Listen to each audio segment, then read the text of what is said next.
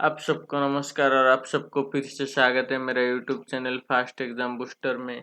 मैं आज आया हूँ एक नया वीडियो लेके और वो जो भी टॉपिक है वीडियो का एरिक्सन्स थ्योरी और इसे एरिक्सन्स थ्योरी भी बोला जाता है। ठीक है, तो ये जो वीडियो है मेरा आपको state exam, OTET exam, CTT exam या कोई भी स्टेट गवर्नमेंट का हो या सेंट्रल गवर्नमेंट का हो, टीचर एग्जाम में आपको बहुत मदद करेगा।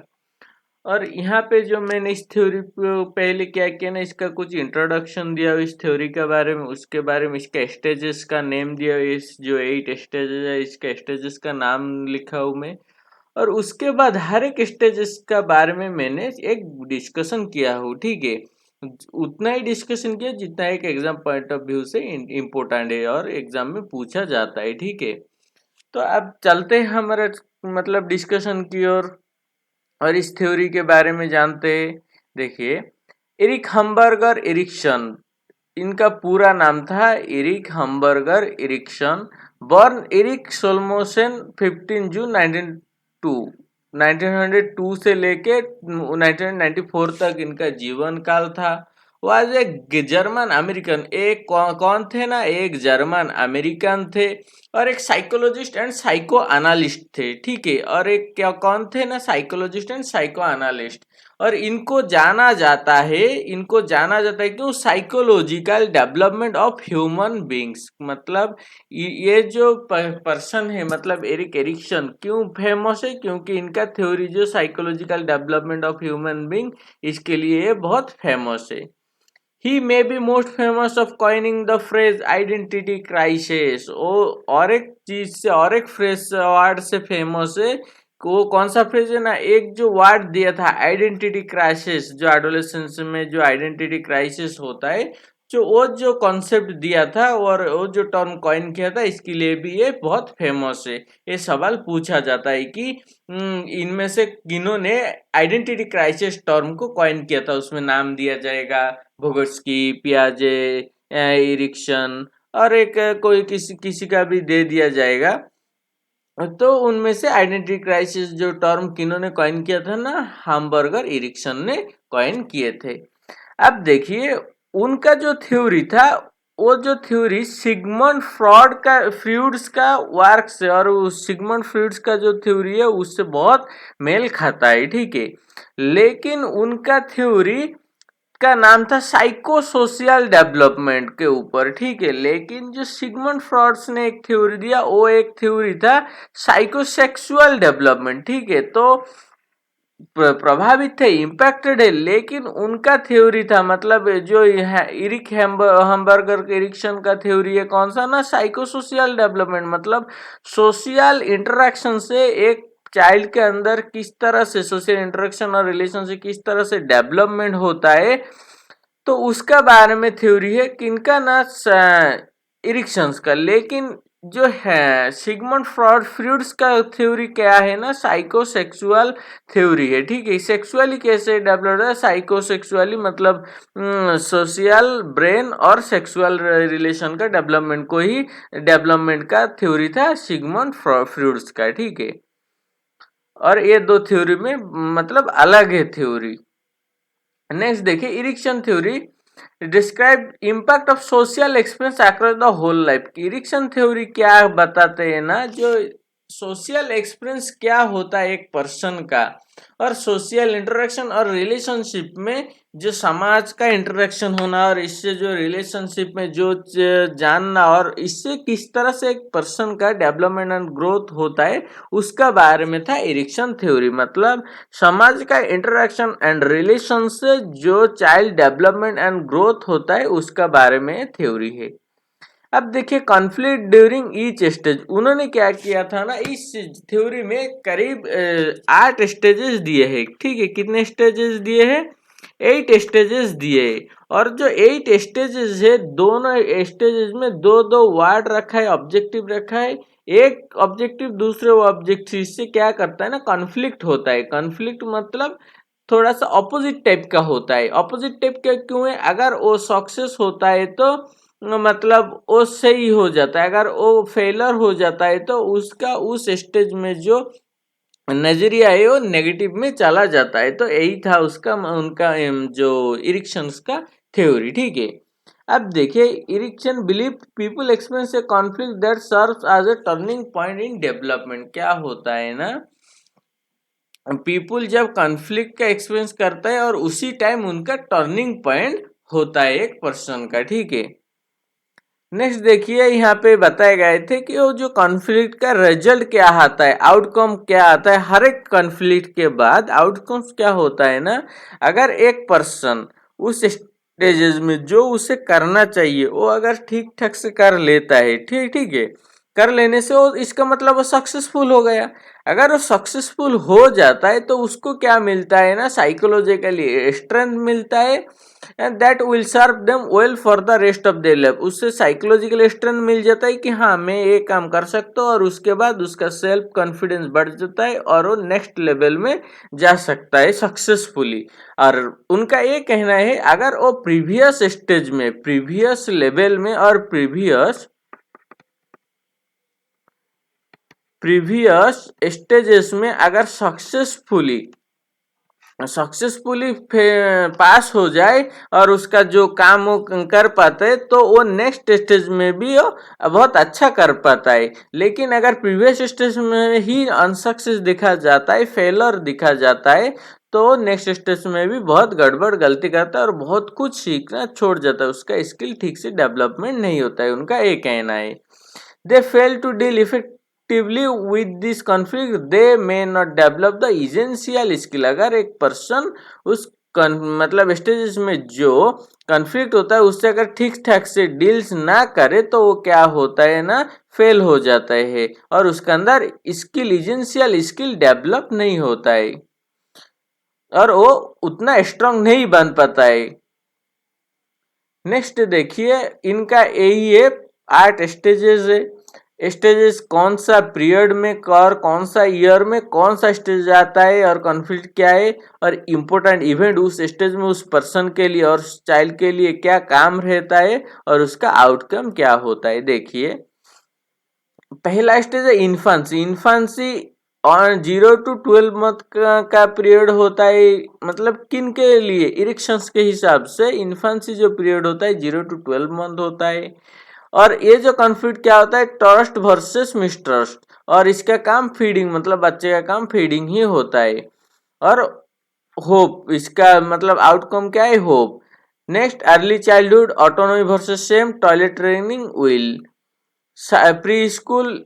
अब देखिए, अर्ली चाइल्डहुड मतलब क्या है ना, जब बच्चा थोड़ा सा चल पाता है, मतलब उसका चाइल्डहुड पीरियड शुरू हो जाता है, उस स्टेज में होता है ऑटोनॉमी और सेम एंड डाउट में होता है। और टॉयलेट ट्रेनिंग मतलब उस पीरियड में ही वो टॉयलेट का काम खुद करना खुद सीखता है और विल पावर डेवलप होता है। प्री स्कूल मतलब ये जो एज है इनिशिएटिव एंड गिल्ड का, इनिशिएटिव और गिल्ड का एज कौन सा, प्री स्कूल मतलब स्कूल जाने का प्रीवियस एज, और इसका नेक्स्ट स्टेज है स्कूल एज, मतलब इस में स्कूल जाते हैं, मतलब 6 to 11 ईयर्स का चाइल्ड ही एक प्राइमरी स्कूल ज्वाइन करता है।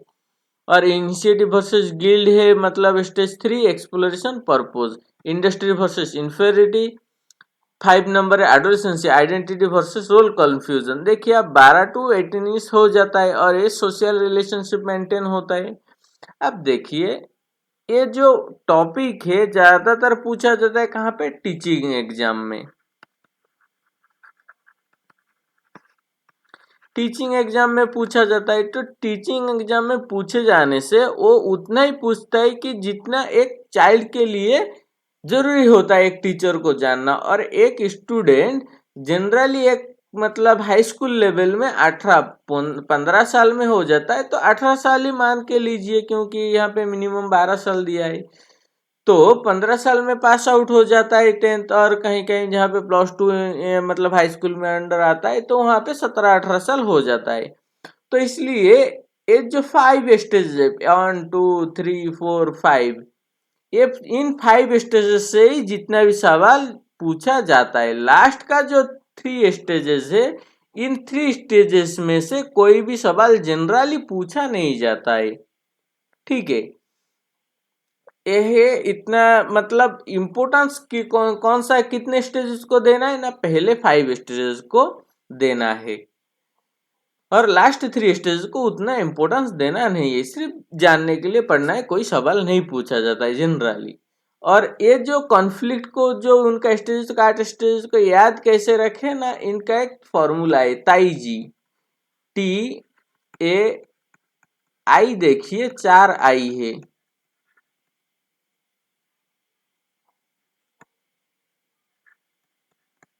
देखिए T for trust versus mistrust, A for autonomy versus shame, आई पे 1 2 3 4 4 आई है।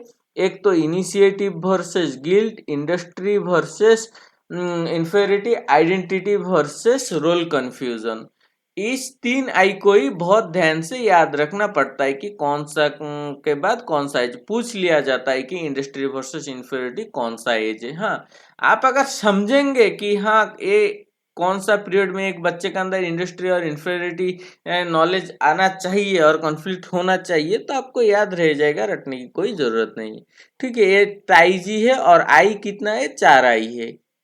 ठीक है, शॉर्ट फॉर्म ताइजी 4 आई है। ठीक है, अब चलते हैं हमारा इसका बारे में एक ब्रीफ डिस्कशन जानते हैं। ठीक है, अब देखिए पहला जो स्टेज है trust versus mistrust. Trust versus mistrust क्या कितने उम्र में का होता है, 12 to 12 मंथ, मतलब 0 to 12 मंथ का एज का होता है बच्चा। ये एक कौन सा एज होता है, एक fundamental stage in life, because an infant is utterly dependent, developing trust is based on the dependability and quality of the child care giver. मतलब क्या होता है ना, ये एक फंडामेंटल स्टेज होता है और इस स्टेज में चाइल्ड क्या करता है ना, डिपेंडेंट होता है किसके ऊपर ना, उसके केयर गिवर। केयर गिवर कौन होता है, जनरली मम्मी पापा पेरेंट्स, उनका ऊपर वो डिपेंडेंट होता है। बच्चे का कब खाना है पीना है सब कुछ पेरेंट्स ही ध्यान रखते हैं, केयर कर रखते हैं। ठीक है, और अगर पेरेंट्स ठीक ठाक से केयर रख पाए तो पेरेंट्स के ऊपर ट्रस्ट होता है, अगर ठीक ठाक से ना रख पाए तो मिसट्रस्ट क्रिएट हो जाता है। At this point in development, the child is utterly dependent upon adult caregiver for everything। मतलब क्या होता है ना, इस पीरियड में एक बच्चा अपने केयर गिवर के ऊपर पूरा डिपेंडेंट होता है। For to survive, including food के लिए भी डिपेंडेंट होता है, लव के लिए, वार्मथ के लिए, सेफ्टी के लिए एंड नर्चरिंग के लिए पूरा पूरी किसके ऊपर डिपेंडेंट होता है ना, पेरेंट्स के ऊपर और केयर गिवर के ऊपर। अगर एक care giver fail to provide adequate care and love, the child will come to feel that they can not trust or depend upon the adults in their life. क्या होता है ना, अगर जो केयर गिवर होता है, अगर वो उस बच्चे का जितना भी जरूरी सामान और जरूरीकालीन चीज अगर वो प्रोवाइड ना कर पाए, केयर और लव ठीक से ना ले पाए, तो क्या होता है ना, बच्चे के ऊपर, बच्चे एक अडल्ट के ऊपर से क्या होता है ना, मिसट्रस्ट क्रिएट कर देता है और अडल्ट को पसंद नहीं करते हैं। ठीक है, अब देखिए इसका आउटकम क्या होता है ना, इस स्टेज में अगर पेरेंट्स और केयर गिवर सक्सेस होते हैं, अगर ठीक से केयर लेते हैं बच्चे, अगर उसका ऊपर ट्रस्ट कर पाए तो वो खुद को सेफ फील करता है, सिक्योर फील करता है। अगर फेल मतलब उसके केयर लेने में असमर्थ हुए तो क्या बच्चे क्या होता है ना, एडल्ट्स को हेट करते हैं और एडल्ट्स के ऊपर एक मिसट्रस्ट क्रिएट हो जाता है। Result in fear and a belief that the world is inconsistent and unpredictable। क्या होता है ना, एक फियर क्रिएट हो जाता है, ये जानता है कि ये जो वर्ल्ड है ये इनकॉन्सिस्टेंट है और अनप्रेडिक्टेबल होता है।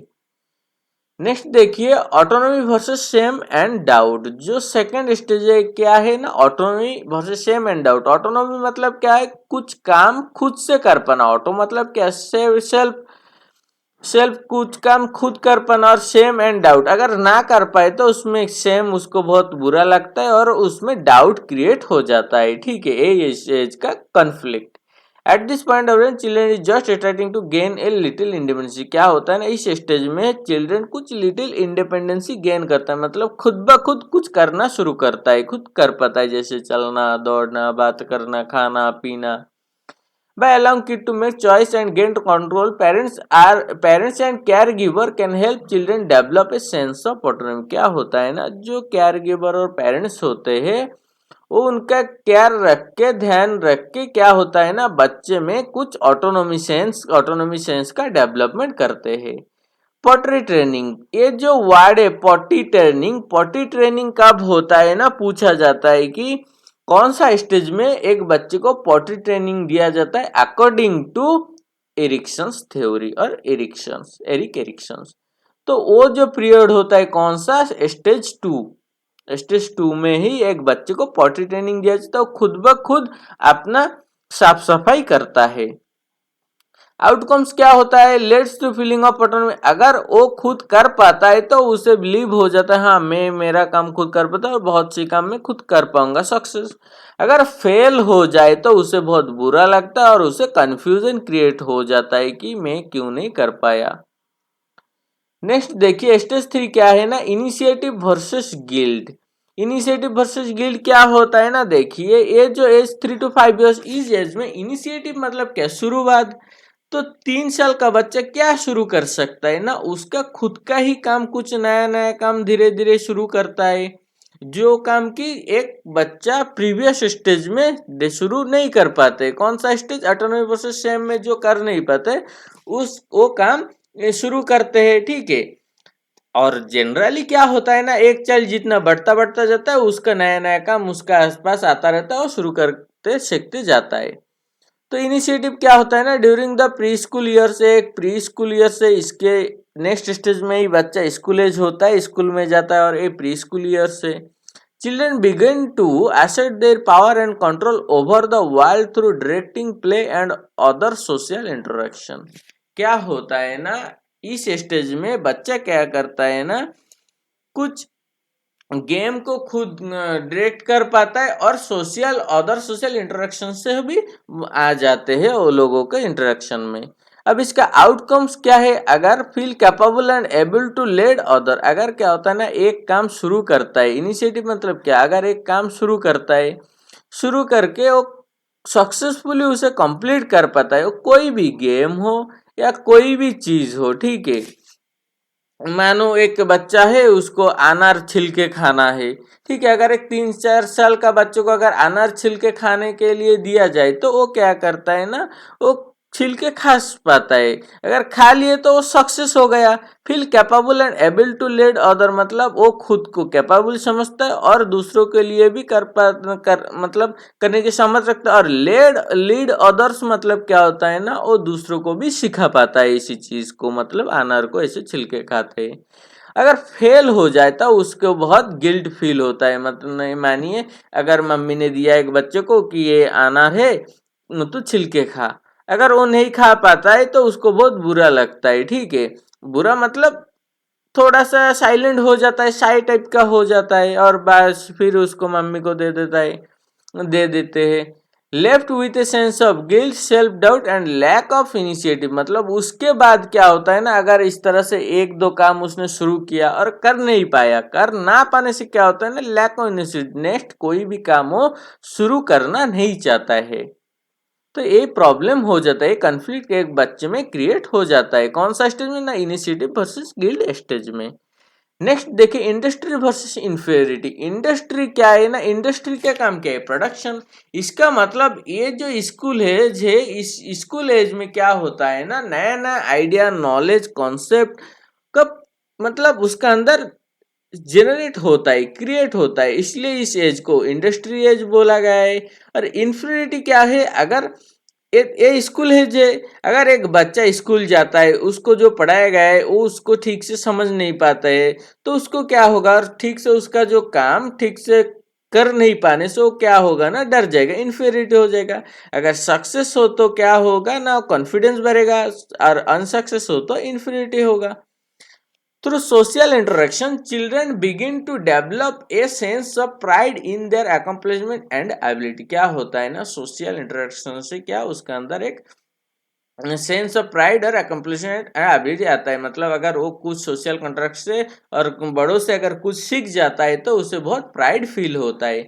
मानिए अगर एक बच्चे को एडिशन से दो बच्चों को एडिशन सिखाया जा रहा है, इनमें से एक बच्चे ठीक ठाक कर पा रहा है, एडिशन सीख गया है, तो उसको क्या हो ना, उसके अंदर एक इंडस्ट्री फीलिंग आएगा कि और वो कुछ कर पाया, उसको बहुत प्राइड फील होगा। दूसरा अगर कर ना पाए, जो बंदा कर नहीं पा रहा है, जो चाइल्ड कर नहीं पा रहा है, उसको क्या होगा ना, एडिशन की तरफ उसको इन्फेरिटी डर रहेगा, उसको मैथ की तरफ भी डर हो जाएगा कि हाँ मैथ में कर नहीं पाऊंगा, मुझे बहुत हार्ड लगता है। और उसको पढ़ाई भी और वो कोचिंग और वो स्कूल कुछ भी हो वो भी उसको अच्छा नहीं लगेगा, उससे डर लगना लग जाएगा क्योंकि वो फेल हुआ है, inferiority. Children need to cope with new social and academic demands. Success lead to a sense of competence while failure result in feeling of inferiority. क्या होता है ना, अगर सक्सेस हो जाए तो उसके अंदर कॉम्पिटेंसनेस बढ़ जाता है और फेल होने से इन्फीरियरिटी आ जाता है। अब देखिए सक्सेस क्या, encourage and commended bye parents and teacher. क्या होता है ना, ये जो स्टेज होता है एक स्कूल एज होता है, प्राइमरी स्कूल एज, और इस स्कूल एज में किनको किनको बच्चों को एनकरेज करना चाहिए, पेरेंट्स और टीचर। अगर पेरेंट्स और टीचर्स ठीक तरह से एक बच्चे को एनकरेज कर देते हैं इस पीरियड में, जो भी उसका काम है, वो पढ़ाई हो या बाकी दूसरा काम हो, तो वो क्या होता है ना, अगर ठीक ठाक से टीचर और पेरेंट्स सपोर्ट करता है तो वो सक्सेस हो जाता है और उसके अंदर इंडस्ट्री फीलिंग आ जाता है। अगर वो फेल हो जाता है तो क्या होता है ना, इन्फिनिटी डर सा आ जाता है उस काम के प्रति, ठीक है, वो कोई भी हो, पढ़ाई हो या दूसरा कोई काम हो। नेक्स्ट देखिए आइडेंटिटी वर्सेस कंफ्यूजन। क्या होता है ना, देखिए ये जो एज होता है 12 to 18 ईयर्स का एज होता है, और इसी एज में क्या होता है ना, पॉवर्टी गेन करते हैं। कौन, चिल्ड्रन, जो बच्चे जो होते हैं पॉवर्टी गेन करते हैं। पॉवर्टी जब गेन करता है एक डिफरेंट फीलिंग आता है। कौन सा फीलिंग आता है, डिफरेंट फीलिंग आते हैं। तब जब डिफरेंट फीलिंग अपने अंदर आता है तो चाइल्ड क्या करता है ना, चाइल्ड तो नहीं, वो एडोलेसेंसी का पीरियड का जो यंग बच्चे क्या करते हैं ना, वो जानना चाहता है कि क्या हो रहा है और मैं कौन हूं, मेरे अंदर who am I, how do I fit in, where am I going in life. क्या होता है ना, ये जो लाइफ पीरियड होता है, ये पहली चीज टीनेज होता है, तो इसमें बहुत तरह का कंफ्यूजन, डाउट क्रिएट होता है खुद के बारे में, इस दुनिया के बारे में, रिलेशन में। और ये जो पीरियड होता है ये हाई स्कूल से कॉलेज शुरुआत करने का पीरियड होता है। इसी टाइम में अगर एक बच्चा, एक स्टूडेंट, एक चिल्ड्रन अगर ठीक ठाक से खुद को प्रिपेयर कर लेता है तो क्या होता है ना, वो सक्सेस होता है लाइफ में। और उसका जो where am I going in life, ये जो सवाल होता है इसका भी वो जवाब ढूंढ पाता है कि मुझे लाइफ में कहाँ जाना है और मैं कहाँ जा रहा हूँ, ठीक है। The adolescent is exploring and seeking for her own unique identity, और adolescent से खुद का आइडेंटिटी पाता है। The morality of the individual is also explored and develop. क्या होता है ना, इसी पीरियड में, एडोलेसेंसी पीरियड में एक बच्चे का मोरालिटी भी डेवलप होता है, ठीक है। नेक्स्ट देखिए, Erikson believe that if the parents allow the child to explore she will determine her own identity. क्या होता है ना, अगर पेरेंट्स बच्चे को इंडिपेंडेंटली छोड़ देता है उसके खुद के थॉट के ऊपर, तो क्या करता है ना, वो खुद को आइडेंटिटी कर पाता है और खुद को एक्सप्लोर कर पाते हैं। लेकिन अगर उसके ऊपर पेरेंट्स का व्यू अगर दबाया जाता है, मतलब प्रेशराइज किया जाता है कि हम जो चाहते हैं वही तुम करो, हम जो बोल रहे हो वही तुम्हें समझना होगा, वही तुम्हें करना होगा, तो उस टाइम में क्या होता है ना, उसका एक आइडेंटिटी कंफ्यूजन आता है। आइडेंटिटी कंफ्यूजन, उसको करना एक होता है, वो कर दूसरा लेता है, तो यही होता है आइडेंटिटी कंफ्यूजन। आउटकम्स क्या होता है ना इससे, identity crisis is the result of role confusion and can cause the adolescents to try out different lifestyle. क्या होता है इसी एज में अगर रोल कंफ्यूजन क्रिएट होता है, can cause the adolescents to try out different lifestyle, उससे क्या होता है ना वो एक डिफरेंट लाइफस्टाइल का चूज कर लेता है और उसके अंदर डेवलप हो जाता है डिफरेंट लाइफस्टाइल। नेक्स्ट देखिए, ये जो 5 स्टेजेस है यहाँ से ही इतना स्टेजेस में जनरली सवाल पूछा जाता है, बाकी जो 3 स्टेज है इस स्टेज में कभी भी जनरली सवाल नहीं पूछा गया है आज तक। अब फिर भी जान लेते हैं उस स्टेज के बारे में, इंटीमेसी वर्सेस आइसोलेशन। ये जो एज है 19 टू 40 ईयर्स से, इंटीमेसी मतलब क्या है, घनिष्ठता, रिलेशनशिप डेवलप करना। आइसोलेशन क्या है, एकांत होना। अब अगर एक पर्सन, अब देखिए 19 ईयर्स का मतलब ये जो टीन एज का एंड है, इसका बाद क्या होता है ना लाइफ में कुछ जॉब करो, उसके बाद लव करो, लव हो या ना हो मैरिज करो, फैमिली बसाओ, ठीक है। अब ये जो पीरियड होता है तो इस पीरियड में अगर इंटीमेट हो पाते हैं, लव क्रिएट, लव पा जाता है, रिलेशन क्रिएट हो जाता है, तो ये क्या कहते हैं इंटीमेसी पीरियड हो जाता है। लेकिन इसका कॉन्फ्लिक्ट में क्या होता है, टाइम पर जॉब ना पाना, लव ना पाना, टाइमली जिस उम्र में मैरिज होना है मैरिज ना हो पाना, एक बैचलर लाइफ रहना। बैचलर लाइफ बिताना क्या होता है, वो आइसोलेशन लाइफ होता है, मतलब कोई अपने पास नहीं होता है, ना कुछ होता है ना। अगर ये चीज इस उम्र में ना हो 19 to 40 ईयर्स का उम्र में, तो क्या होता है ना एक जिंदगी एक सूना सूना लगता है, एक आइसोलेशन सेपरेशन फील हो जाता है, ठीक है।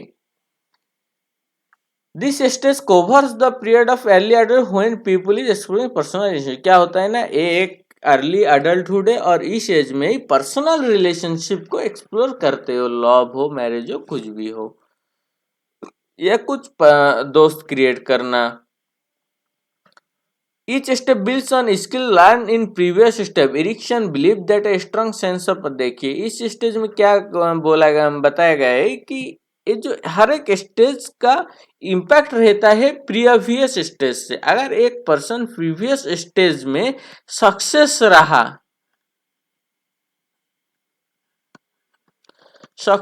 तो नेक्स्ट स्टेप भी बहुत अच्छी तरह से कर पाता है। अगर फेल हो जाते हैं प्रीवियस स्टेज में ही, तो नेक्स्ट स्टेज में भी उसका फेल होने का संभावना बहुत बढ़ जाता है। नेक्स्ट देखिए स्टेज 7, जेनरेटिविटी वर्सेस स्टैग्नेशन। क्या होता है, ये जो पीरियड होता है 40 to 65 ईयर्स होता है। जेनरेटिविटी और स्टैग्नेशन क्या, स्थिरता होता है और साइलेंस जनरेटिव कुछ करने के लिए सोचता है इस एज में। करने के लिए मतलब देखिए उसका चिल्ड्रन के लिए हो या सोसाइटी के लिए हो, कुछ करने के लिए सोचते हैं। During this time people are normally settled in their lives and know what is important to them. इस एज में क्या होता है ना पीपल पूरा सेटल्ड हो जाता है और उनके लिए क्या इम्पोर्टेंट होता है वो जान लेते हैं, और अपना बच्चों के लिए भी क्या करना चाहिए फ्यूचर के लिए और उसके बारे में भी जान जाते हैं। Contributing to society along with productivity at work and involvement in community activity and organization। क्या होता है ना इस सोसाइटी का कुछ काम में भी कंट्रीब्यूटिंग होता है और योगदान होता है। नेक्स्ट देखिए integrity versus despair. Integrity versus despair क्या होता है ना, an individual has reach the last chapter in her life and retirement is approaching और हैज ऑलरेडी टेक प्लेस। एक कौन सा है 65 प्लस ईयर होता है, तो इस ईयर में क्या होता है ना उन्होंने ऑलरेडी लाइफ का सर्विस से रिटायरमेंट ले चुका है, सिर्फ विजडम बचता है, ज्ञान बचता है। कौन सा ज्ञान बचता है कि inform and detach concern for life itself in the face of death itself. क्या होता है ना वो लाइफ का बारे में नॉलेज ज्ञान पा जाता है। और आखिरी इसका सजेशन लाइफ का समाधान क्या होता है ना कि आखिरी क्या होता है इस लाइफ का जो डेथ होता है ये भी वो समझ जाते हैं। उसके अंदर मतलब एक लाइफ का प्रति एक नॉलेज आ जाता है कि लाइफ क्या है, किस तरह बीता है और आखिर में खत्म भी कैसे होता है वो नॉलेज भी उसके अंदर आ जाता है। तो यही था इरिक्शन का 8 स्टेजेस। तो इस स्टेजेस में ये जो इस वीडियो में मैंने सिर्फ 8 स्टेजेस के बारे में बताया, मैं एक नया वीडियो लाऊंगा, उस वीडियो में मैं क्या करूँगा ना, इस स्टेजेस का जो इरिक्शन थ्योरी का कुछ एमसीक्यू लाऊंगा जो कि बहुत इम्पोर्टेंट होगा। इस वीडियो देखिए, इस वीडियो देखने से नेक्स्ट वीडियो का जो एमसीक्यू आपको पढ़ने से आज बहुत अच्छा से आसानी से समझ आ जाएगा। अगर मेरा वीडियो आपको अच्छा लगे तो प्लीज़ लाइक करिए, शेयर करें, सब्सक्राइब करिए। Thanks for watching.